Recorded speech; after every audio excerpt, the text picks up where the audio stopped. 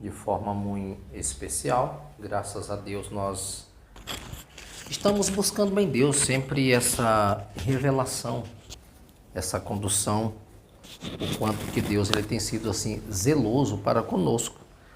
Isso é importante. Eu quero tratar com você hoje que nós venhamos sempre estar disposto. O importante é nós estarmos dispostos a servir. E nós sabemos que nessa caminhada, como cristão, nós vamos sempre ter embates, lutas, batalhas, mas nada dessas coisas elas podem nos fazer parar, porque o Senhor está conosco e Ele vai nos dar essa graça e vencer qualquer obstáculo. Por exemplo, em Colossenses, capítulo de número 3, 2, na verdade, Colossenses, capítulo 1, versículo de número 21, o apóstolo Paulo ele faz declarações aos irmãos do combate que eles enfrentaram e sempre eles se depararam diante de pessoas que estavam tentando combater essa ascensão do evangelho, a pregação. Então, Paulo vai falar um pouco a respeito de como eles tentaram barrá-los, as lutas que eles enfrentaram, os embates que foram travados, essa oposição das pessoas em relação ao Evangelho. Ele diz assim no verso 21 do capítulo 1 de Colossenses, ele diz assim: antes vocês estavam longe de Deus e eram inimigos dele, por causa das coisas más que vocês faziam.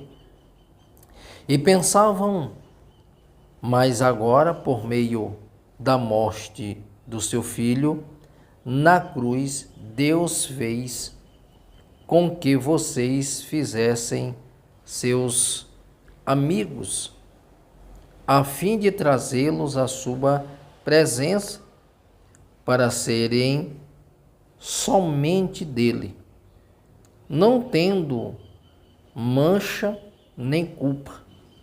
Mas é preciso que vocês continuem fiéis, firmados sobre um alicerce seguro, sem se afastar da esperança que receberam quando ouviram a boa notícia do Evangelho. Foi desse Evangelho que eu, Paulo, me tornei servo. E é esse Evangelho que tem sido anunciado no mundo inteiro. Observe claramente a expressão do apóstolo Paulo, quando ele traz ao entendimento dos seus leitores e daqueles que estavam ouvindo a palavra de Deus, ele traz ao entendimento deles a condição como nós anteriormente vivíamos. É bem verdade que ele diz aqui, antes vocês estavam longe de Deus. Aqui ele mostra o quê? A condição, como nós estávamos. Porque o próprio Paulo, escrevendo aos Romanos, no capítulo 3, quando você vai olhar do versículo 9 em diante, você pode ler até antes. Mas Paulo diz que não havia ninguém que buscasse a Deus, não havia ninguém que promovesse um culto de louvor ao Senhor. Quando chega no versículo 23, ele diz, porque todos pecaram e destituídos estávamos. Então ele traz essa ideia de condição, como nós vivíamos. E ele declara para os irmãos de Colosso que eles estavam afastados, que eles estavam longe de Deus. Essa é a condição, estávamos longe de Deus. E éramos, como nós estávamos longe de Deus, nós éramos conhecido como inimigo. Inimigo por quê? Porque ninguém queria se aproximar de Deus. Ninguém se aproximava, ninguém cultuava, porque o pecado, ele afasta o homem da presença de Deus. O pecado, ele tira esse homem da presença do Senhor. Então, o que é que acontece? Quando o pecado afasta o homem, segundo a Bíblia, esse homem se constitui o quê? Inimigo de Deus. Por quê? Porque o pecado manchou essa aliança. Nós fomos rotulados como condenados. Então, observe uma coisa importante, que ele fala aqui, faziam e pensavam. Nós éramos inimigos de Deus porque nós fazíamos que? Coisas más.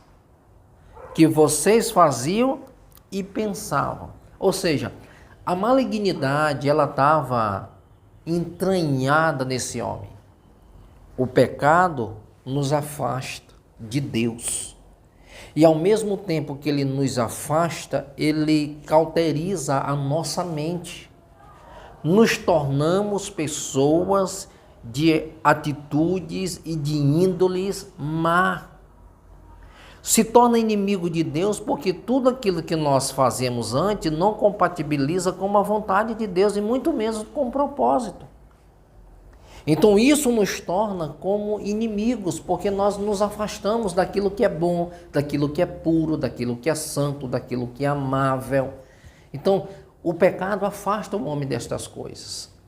E Paulo ele começa declarando coisas extraordinárias, mas agora, por meio da morte do Filho, olha só, por meio da morte do Filho, na cruz, Deus fez com que vocês ficassem seus amigos. Ou seja, por meio de Cristo Jesus, lá na cruz, ele morrendo, ele estava reconciliando-nos.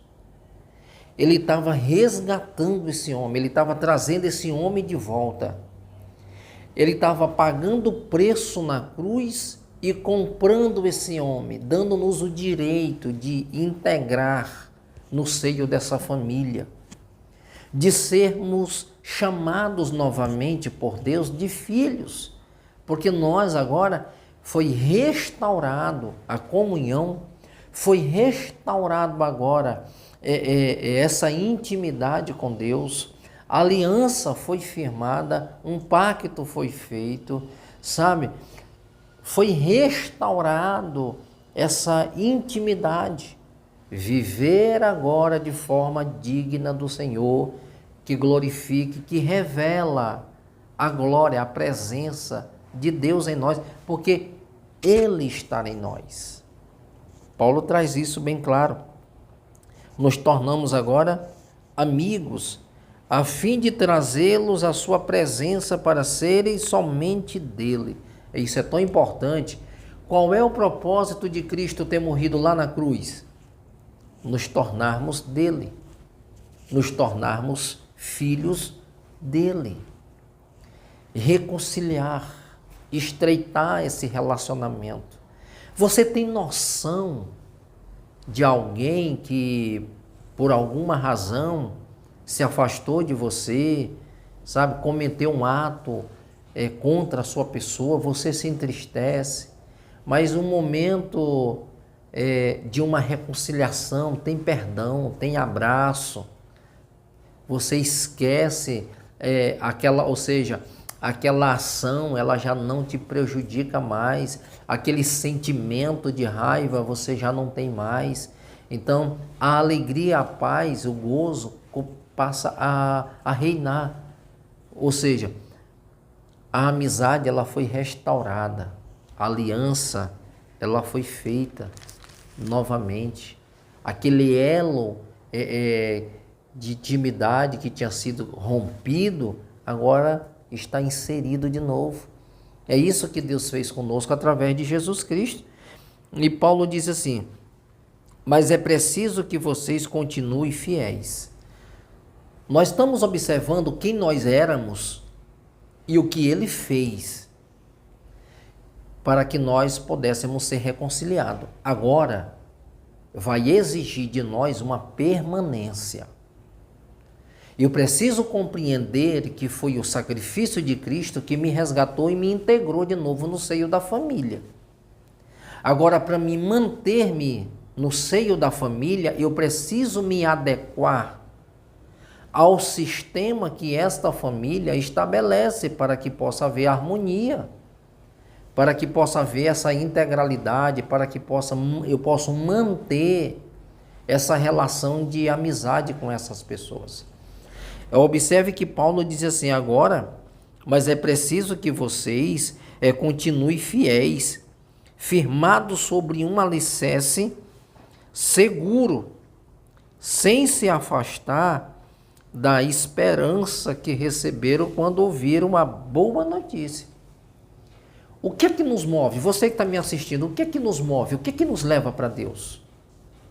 É Cristo. Agora, essa permanência, o que é que nos leva a permanecer em Cristo? É o propósito pelo qual nós estamos sendo inseridos. Foi a aliança que foi restaurada. É a alegria que eu tenho de servir a Ele e o propósito pelo qual agora foi estabelecido. É por isso que ele diz, é necessário que vocês se mantenham fiéis, ou seja, que vocês agora, vocês venham zelar, vocês venham preservar, vocês venham dar valor, um sacrifício que foi feito por vocês. Porque quando vocês reconhecem esse valor desse sacrifício, você permanece. Você vai estar trilhando um caminho da obediência e da submissão ao Senhor. Não por imposição, mas por entendimento. Pelo entendimento que eu tenho, pelo que foi feito por mim. O próprio Jesus, ele diz ao Pedro, ele falando que não foi com ouro e nem com prata, mas com o precioso sangue de Cristo. Alguém padeceu, alguém sofreu, alguém se entregou, alguém foi a oferta, alguém foi o sacrifício. Então alguém sofreu. Isaías capítulo 53 fala a esse respeito. Ele foi ferido pelas nossas transgressões e moído pelas nossas iniquidades. O castigo que nos traz a paz estava sobre ele. É isso que Paulo está dizendo. Pensem a respeito do que foi feito por vocês. Quando vocês pensam a respeito do que foi feito por vocês, vocês vão compreender agora o propósito pelo qual vocês estão sendo inseridos. Então preservem isso. Se mantenham íntegros, fiéis ao Senhor, porque isso é o que vai manter essa aliança firme. Porque foi feita uma aliança. A notícia que vocês ouviram, a palavra que foi ministrada, vocês absorveram tudo isso. E por fato de ter absorvido tudo isso, compreendido isso, valorizem. Valorizem, porque ele diz assim, porque a notícia do Evangelho, foi desse Evangelho que eu, Paulo, me tornei servo. E é esse Evangelho que tem sido anunciado no mundo inteiro. Esse Evangelho, ele me conscientiza de quem sou. Eu era pecador. O Evangelho me conscientizou dos meus pecados. Mas o Evangelho que me conscientiza dos meus pecados, esse Evangelho tem poder de transformar a minha vida. Esse Evangelho tem poder para mudar, moldar, para me limpar. Porque Jesus, ele disse assim, vós já estáis limpos, limpo pela palavra que eu vos tenho ensinado. O Evangelho tem esse poder de me limpar, de me transformar.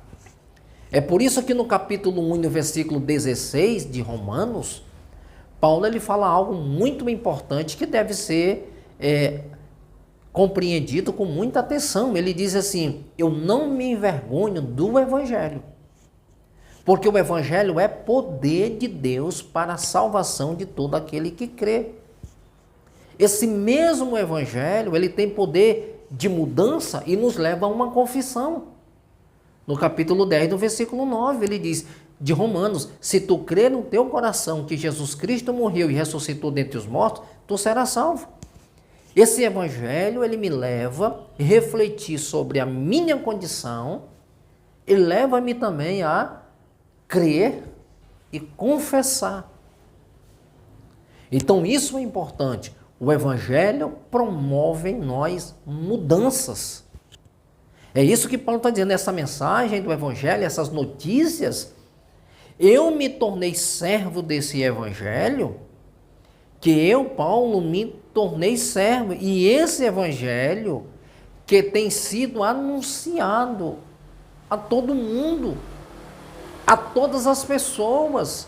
Porque o Evangelho é boas novas, boas notícias. Quem é que não quer ouvir boas notícias? Quem é que não quer ouvir uma notícia boa, que muda a sua vida? Gente, porque nós temos que observar que tem gente que tem carro, tem casa, tem status, tem um bom emprego. E por que essas pessoas hoje elas são vazias? Porque elas tentam preencher um vazio que só Cristo preenche em coisas. E coisas não preenchem um espaço que é de Deus. Então, quando as pessoas aceitam Cristo, podem ser ricas. Elas dizem, a minha riqueza não se compara com a alegria que estou sentindo agora, porque agora estou sentindo algo eterno, permanente. Estou vivendo de verdade. E tem gente que não tem condição financeira, mas é feliz, é alegre, porque Cristo preenche o vazio do coração do homem. E é o que o homem precisa para viver. É Cristo na sua vida. E Paulo está trazendo isso para nós. No versículo de número 10, do capítulo 10 de Romanos, ele diz assim, com o coração se crê para a justiça, e com a boca se confessa para a salvação. Não tem coisa melhor. Olha, o Evangelho, ele é tão abundante em nós, ele é tão grandioso, que a ausência desse entendimento leva muitas pessoas a rejeitar. Por que muitas pessoas rejeitam o Evangelho? Porque ela não tem dimensão do que o Evangelho pode proporcionar de benefício para a vida dela.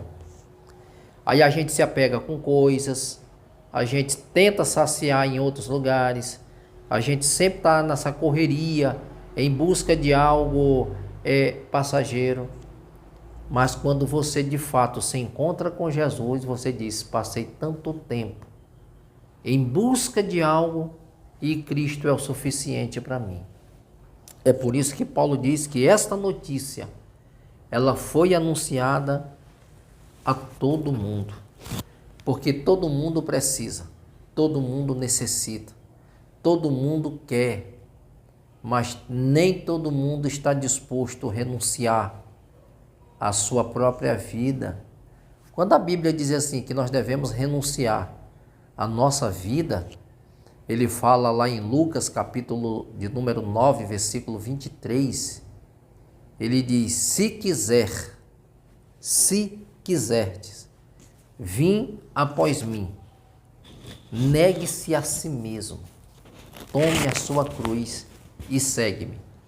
Por que ali há uma condição? Se quiserdes. Porque nem todo mundo está disposto.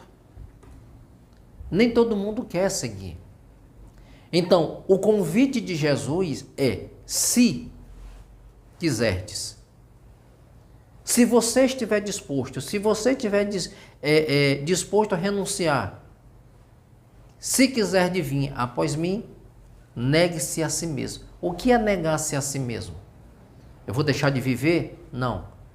Você vai ter que abrir mão das tuas vontades. Você que vai ter que abrir mão daquilo que te prende, daquilo que te torna refém, daquilo que te torna escravo. Eu vou falar o português bem claro. Tu precisa renunciar à tua vida de pecado. Tu precisa abrir mão desse vício. Tu precisa abrir mão dessa cerveja todo final de semana. Você precisa abrir mão daquilo que tende de te afastar de Deus. Porque são estas coisas que impedem do homem chegar a Deus. Então, se quiser de vir após mim, negue-se a si mesmo. Não é o que você quer. Aqui é o que você precisa. Evangelho não é o que eu quero. O evangelho é o que eu preciso. Eu preciso abrir mão dessas coisas. Eu preciso. Porque tem tantas pessoas que não conseguem viver. Tudo que faz se vai com tanta facilidade. Se tornaram reféns de sentimentos, de bebidas, sabe, de pensamentos negativos, de ações mal pensadas. Tudo isso é prejuízo, consiste em pecados, e isso te afasta de Deus. Observe que a Bíblia fala de um homem, em Lucas capítulo 18, um homem rico. Ele diz assim: bom mestre, o que farei para herdar a vida eterna? E Jesus disse para ele assim: olha, tu conheces os mandamentos. Então, citou-se os mandamentos: não mate, não roube. Não... Então, ele disse assim: eu tenho observado estas coisas desde a minha mocidade. Jesus disse: então só te falta uma coisa. Vende tudo o que tem e dê aos pobres. E vem e segue-me. Tem muita gente que interpreta isso de forma errada. Jesus não estava...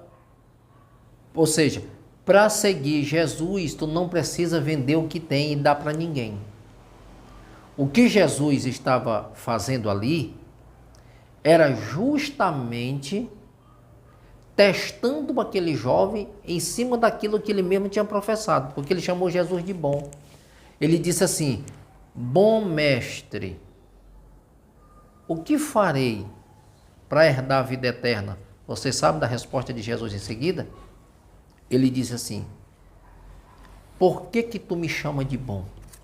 Bom só é um, que é Deus. O que Jesus esperou daquele jovem? A resposta é: mas o Senhor é Deus. Então, o que Jesus está nos ensinando é: entre aquilo que você diz, que crê, que acredita, e o que você vive, existe dois extremos. Então aquele jovem, ele não perguntou algo para Jesus porque ele queria seguir. É porque ele queria ser aplaudido por Jesus. E foi aí que ele foi reprovado. Porque Jesus disse: por que que tu me chama de bom? É como se Jesus estivesse dizendo assim, vou parafrasear: se de fato eu fosse bom, como tu está dizendo que eu sou, então eu não tinha dificuldade nenhuma de me servir. Tu não tinha dificuldade nenhuma em obedecer a minha palavra, em submeter-se ao meu senhorio, em preservar e guardar os meus princípios e mandamentos, porque aquele era um infrator. E a prova é que ele era um infrator e ele não estava ali porque de fato queria seguir Jesus. Jesus colocou ele à prova. Jesus tocou naquilo que tornava ele refém. Quantas pessoas estão sendo refém do que tem? Se aprisiona pelo que tem. A pessoa não pode comprar um carro novo que se afasta dos amigos. A pessoa não pode comprar um iPhone novo que ele acha que ele é melhor do que outro. A pessoa não pode comprar uma casa nova que não leva ninguém lá, porque não pode sujar, não pode tocar nisso e naquilo. Está se tornando refém do que tem. Sendo que a Bíblia diz que todas essas coisas são perecíveis e transitórias. Ou seja, não permita que as coisas te tornem refém delas, mas te liberta disso. Jesus estava testando no que consistia o coração daquele homem. E o coração dele estava nas riquezas e não em Deus. Você pode ser rico, mas não deixa a tua riqueza te consumir, te tornar avarento, te tornar soberbo, se tornar refém dessas coisas e se afastar das pessoas que te apoiaram, das pessoas que são seus verdadeiros amigos. Isso é avareza. Isso torna uma pessoa escrava. Havia muitos homens na Bíblia que eram ricos, mas se tornaram pessoas simples. Elas não saíam do rol de amizades. Você vai olhar para Jó, você vai olhar Abraão. Abraão, a Bíblia diz que ele era rico. Jó era rico. A Bíblia fala em João de um homem chamado Gaio. Gaio era rico. O próprio Paulo fala a esse respeito. Que ele continuasse sendo próspero como era próspero a sua alma. Era alguém que ajudava os outros. Via a necessidade dos outros. A riqueza dele, ele ajudava quem precisava. E era mais rico ainda. Então, o jovem rico, ele saiu triste. Saiu triste porque Jesus tocou naquilo que consistia o seu coração. Queridos, essa palavra é para nós refletirmos o que é mais importante para nós. O mais importante é permitir que esta palavra, ela inunda o seu coração. Ela te oferece a melhor riqueza e a maior riqueza, que é a tua salvação em Cristo Jesus, porque a Bíblia diz, aqui ainda no livro de Colossenses, no capítulo 3, se morreste com Cristo e ressuscitaste com Ele, buscai as coisas lá do alto, aonde Cristo vive assentado. Se morreste e a vossa vida está oculta em Cristo, em Deus, porque quando Ele se manifestar, diz assim, vós sereis manifestado com Ele em glória. Eu estou esperando Jesus. Porque quando Ele se manifestar, eu também serei manifestado com Ele em glória. Essa é a nossa maior esperança.